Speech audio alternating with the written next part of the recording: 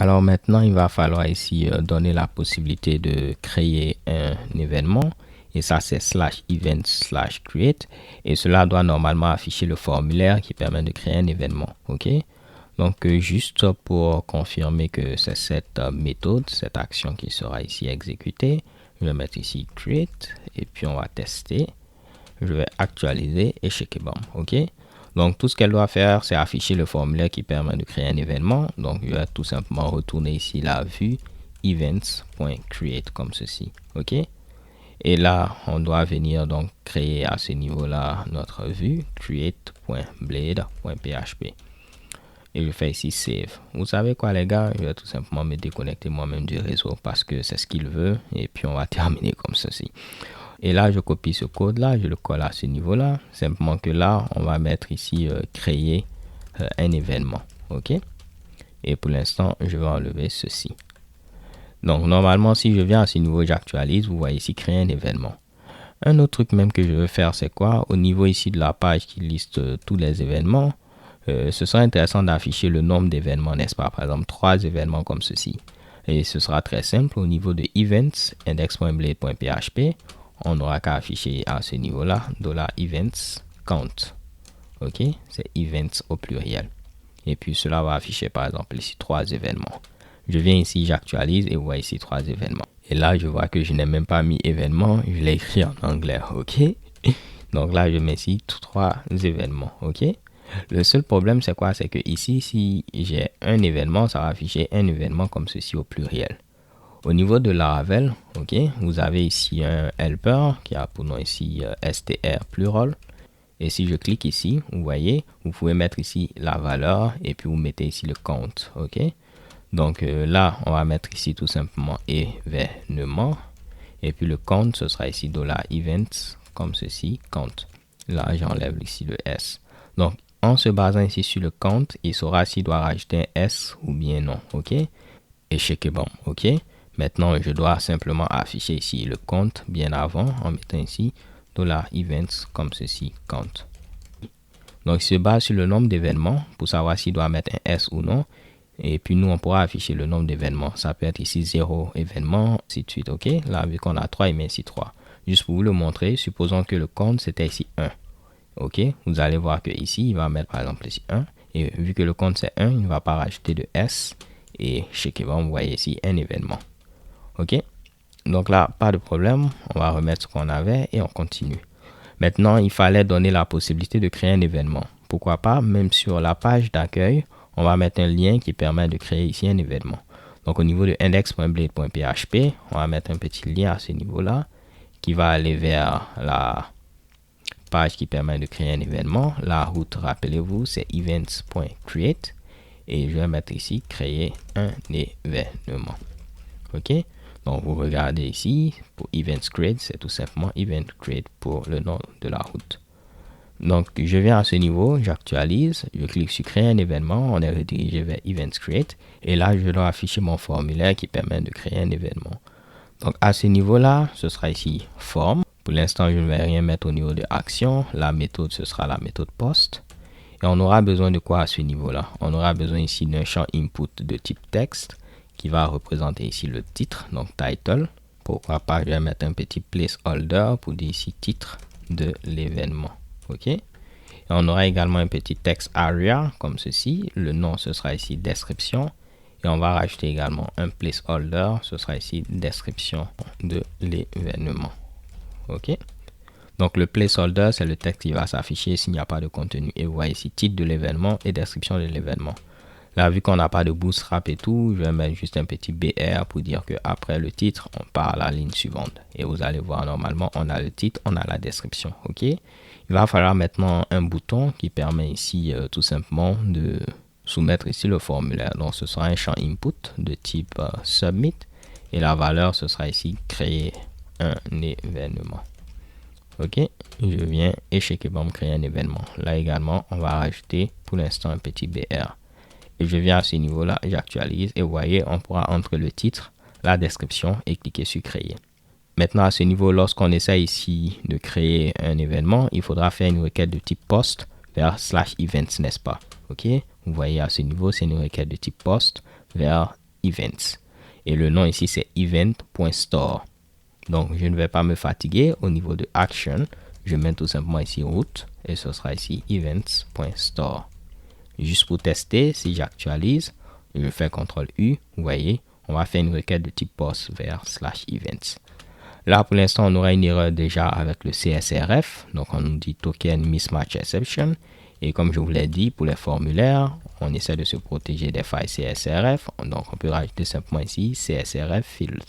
Et la Ravel va rajouter à ce niveau-là pour nous un champ input de type hidden qui aura comme nom underscore token avec un token. Donc, on n'aura plus de problème avec le CSRF. On va faire une requête de type post vers ici le store. Donc, cette méthode-là maintenant sera appelée. Juste pour le prouver, on va mettre ici store.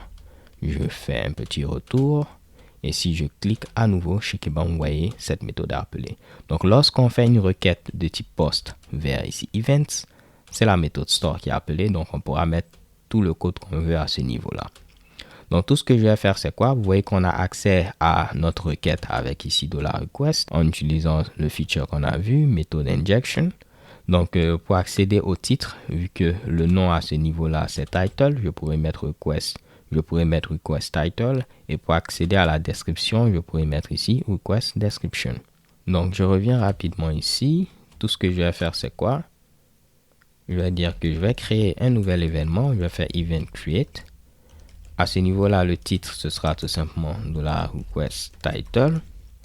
Et pour la description, donc je vais mettre ici description. Ce sera tout simplement ici $request description.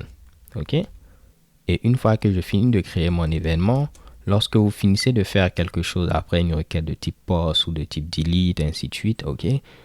C'est bon de rediriger l'utilisateur. OK? Parce que très souvent, lorsqu'on ne le fait pas, c'est pourquoi après, on vous affiche des informations du genre, est-ce que vous souhaitez resoumettre ici le formulaire? Vous voyez par exemple ce Mitsubishi là, on affiche, est-ce que vous voulez ici resoumettre le formulaire? Dès que vous finissez de faire un post de ce genre là, vous faites tout simplement un petit redirect. Donc là, on va rediriger l'utilisateur vers quoi? Vers la page d'accueil. Donc je peux mettre ici redirect / pour dire redirige-le vers la page d'accueil. Ou bien je peux mettre ici redirect et je vais utiliser encore notre helper route et puis mettre ici home. OK? Comme ça, il va déterminer ici l'URL pour aller à la page d'accueil et c'est ce qu'il va passer ici à redirect. OK?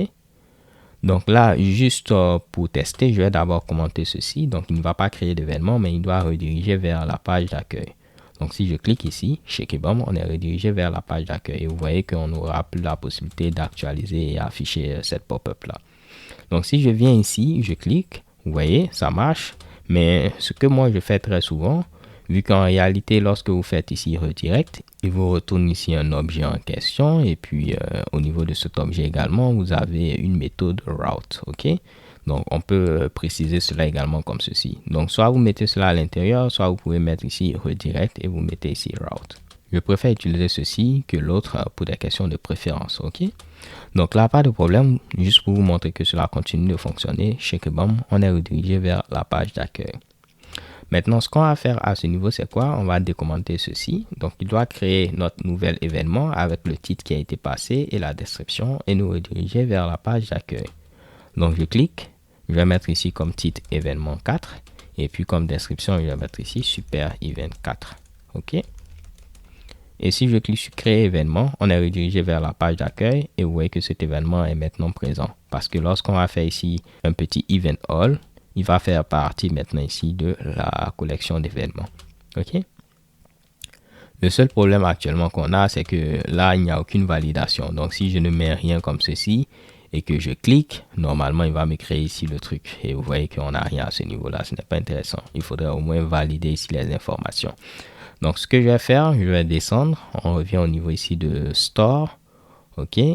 Et à ce niveau-là, comme on l'a vu, on peut utiliser ici la méthode validate. Donc, je vais mettre ici 10 validate. En premier paramètre, comme on l'a vu, il faut passer la requête. Donc, je mets ici request.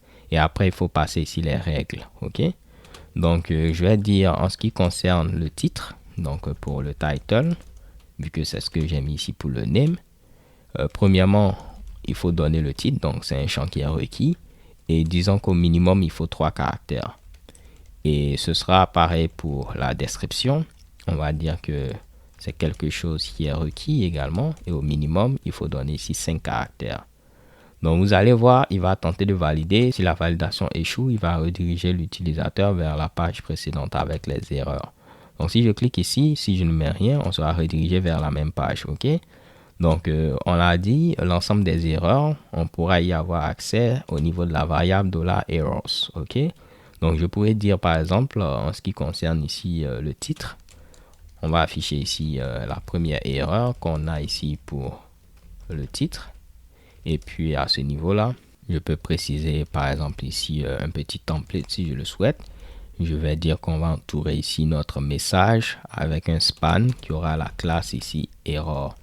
OK? Et puis, je ferme ceci en mettant ici span. On fera de même à ce niveau-là pour la description et je mets ici description. OK? Donc, pour chaque erreur, tu vas entourer le message d'erreur avec un span qui a la classe error. Comme ça, je pourrais ici un peu le styliser. Donc, si je viens à ce niveau, cette fois-ci, si je clique, vous voyez, maintenant, on a ceci. Maintenant, vu que il essaie de nous protéger, il va échapper tout ceci. Donc, nous, on va dire, pas de problème, n'aie pas peur, il faudrait nous laisser ici. Il ne faudrait pas échapper ceci, OK? Et vous allez voir maintenant, si je clique, on a maintenant the title is required et ici, the description field is required. Donc, pourquoi pas, en lieu de place d'utiliser un span, on va utiliser un paragraphe, comme ça, on aura un retour à la ligne et puis on n'aura plus ce problème d'indentation bizarre là. Et chez bon, the title field is required, the description field is required. OK? Et là, je pourrais venir au niveau de mon layout, à ce niveau-là, juste pour être rapide. Je vais mettre ici pour les éléments de la classe error, on va mettre ici comme couleur le rouge et font weight bold. OK? Et on va mettre font style italique. Et maintenant, vous allez voir, ce sera en rouge, en gras et en italique. Je vous avais déjà montré comment convertir cela en français, donc on ne va pas perdre le temps également pour ça. Donc à ce niveau-là, si je mets ici simplement 2 caractères, alors qu'au minimum, on a dit que pour le titre, il faut ici 3 caractères, vous voyez. On nous dit au minimum, il faut 3 caractères. De même ici, on nous dira au minimum, il faut 5 caractères et ainsi de suite. OK? Donc la validation fonctionne. Au moins, on a rajouté ce petit Mitsubishi là, ce qui va forcer l'utilisateur à mettre quelque chose avant de valider. Donc je peux mettre ici événement 5 et ici ce sera super event 5. Et cette fois-ci, tout va fonctionner. Vous voyez ici event 5. OK?